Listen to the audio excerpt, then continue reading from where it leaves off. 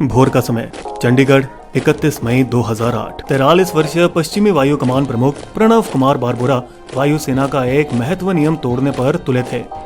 जो उड़ान वो करने जा रहे थे उसका उन्होंने कोई लिखित प्राधिकरण नहीं लिया था, क्योंकि नई दिल्ली ने पहले इसी तरह का अभियान 5 बार खारिज कर दिया था।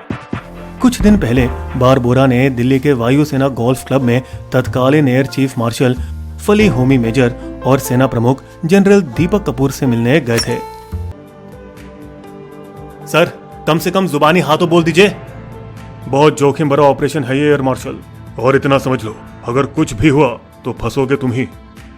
लेकिन बारबोरा पहले से ही एहतियात ले चुके थे। सर, हमने हवाई पट्टी की जांच कर ली है, हमें तो ये मजबूत लग रहा है। इस आश्वासन से उस मई की सुबह 5 सदस्यीय दल, 3 वायुसेना पायलट, 1 नेविगेटर और 1 बंदूकधारी अपने खतरनाक मिशन पर चल पड़े।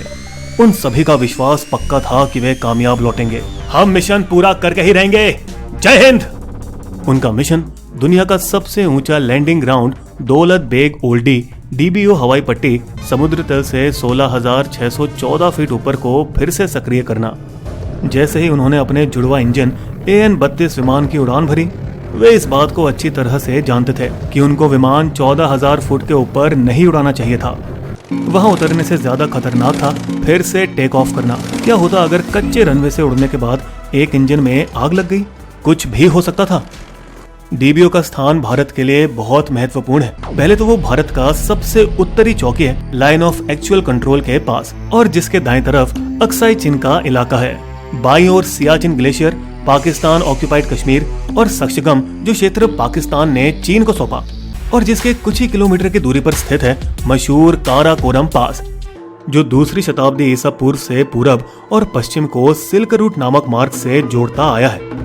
DBO हमेशा से भारत और मध्य एशिया के यात्रियों और व्यापारियों के लिए एक ठहरने की मंजिल हुआ करती थी, जहां वो अपने सफर के बीच रुककर आराम कर सकें।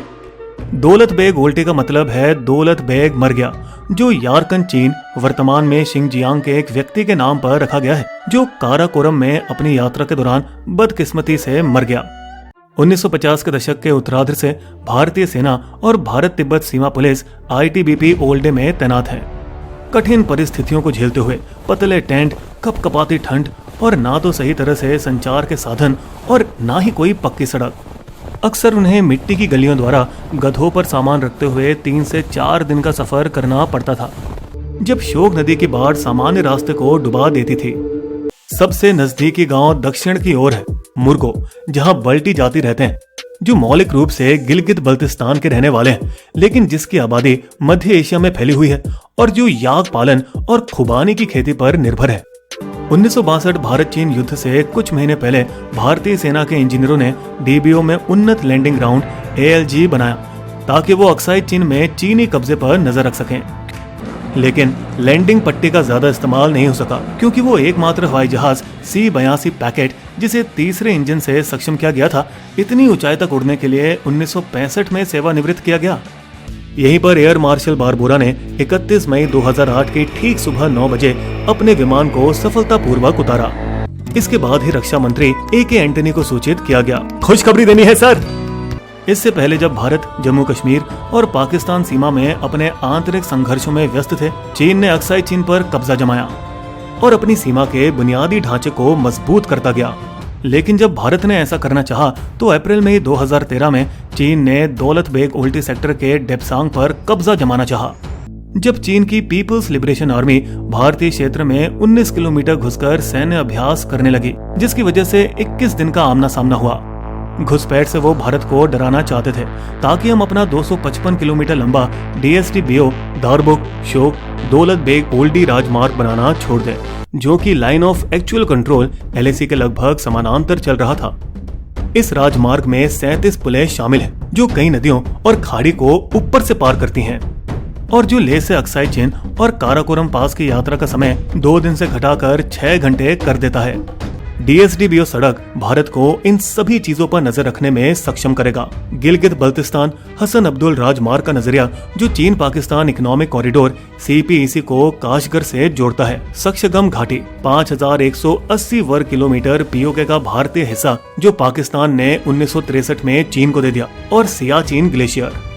इस रास्ते से अब भारतीय सैनिक दूसरी दिशा से लेह पहुंच पाएंगे, जो अब तक सिर्फ श्रीनगर की तरफ से किया करते थे, और जिस रास्ते को पाकिस्तान ने कारगिल युद्ध में लेना चाहा, ताकि वो लद्दाख क्षेत्र में भारत का एकमात्र प्रवेश मार्ग काट लें।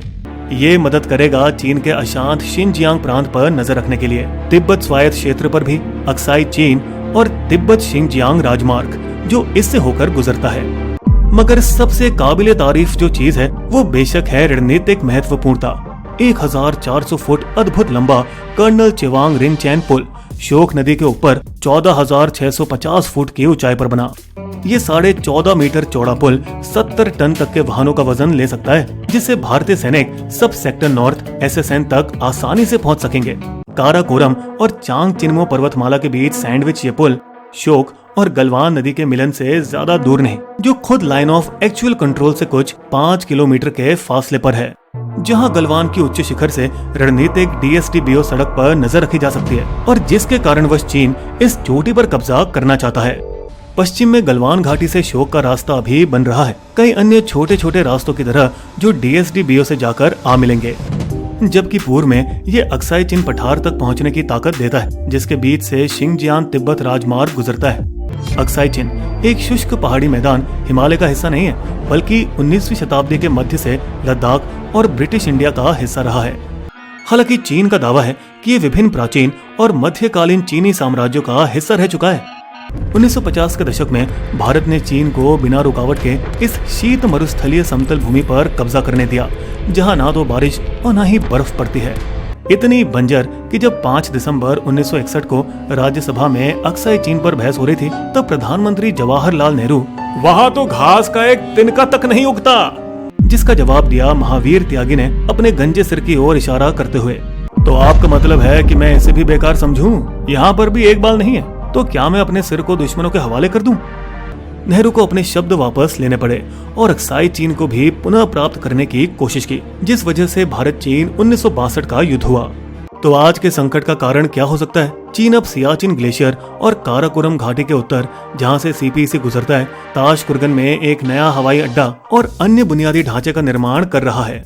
उनकी नजर 3 नदियों की ओर है, शोक, गलवान और चैंग चेनमो नदियां, जिस क्षेत्र में भरपूर पानी है। चीन पाक चिंतित है कि हम अब कुछ कब्जाए हुए क्षेत्र को वापस लेने की कोशिश कर सकते हैं या CPEC को बाधित करने के लिए इस रास्ते का उपयोग कर सकते हैं। आज DSD-BO महामार्ग और DBO हवाई पट्टी ने चीन के साथ भारत की सौदेबाजी की शक्ति को बढ़ा दिया, और कोई भी संकट में ये महत्वपूर्ण भूमिका निभा सकता है। ये सब तब जाके मुमकिन हुआ जब उस मई की सुबह पश्चिमी वायु कमान प्रमुख प्रणव कुमार बारबोरा 2008 में DBO हवाई पट्टी से एक ढुलमुल उड़ान भरने में सफल रहे। सहारे के लिए एक और विमान उनके साथ उड़ा, होई से ALG एडवांस लैंडिंग ग्राउंड तक, जो क्षेत्र में पड़ता है। 2013 के बाद से 4 इंजन वाले विमान C-130 हरक्यूलिस ने सक्रिय रूप से हवाई पट्टी का उपयोग किया है, और अब DSD-BO सड़क के साथ संचालन को और आसान बनाएगा। देपसांग बुल्ज और चुमार 2013, डैमचौक 2014 और डोकलाम 2017 ये दर्शाता है कि समझौते अस्थायी होते हैं। क्या भारत की बढ़ती सैन्य क्षमता को देखकर चीन अपनी हताशा दिखा रहा है, और इससे पहले कि नामुमकिन हो जाए, वो यथास्थिति को बदलने की कोशिश कर रही है? बिस्बो की शायरी। DSBO सड़क का पूरा है अब काम, DBO पट्टी पर भी अब संभव है उड़ान। प्रणव कुमार की हिम्मत को देना होगा मान, 62 का भारत नहीं, चीन गया है जान, सीमा की रक्षा से हम हैं अब तत्पर बलवान।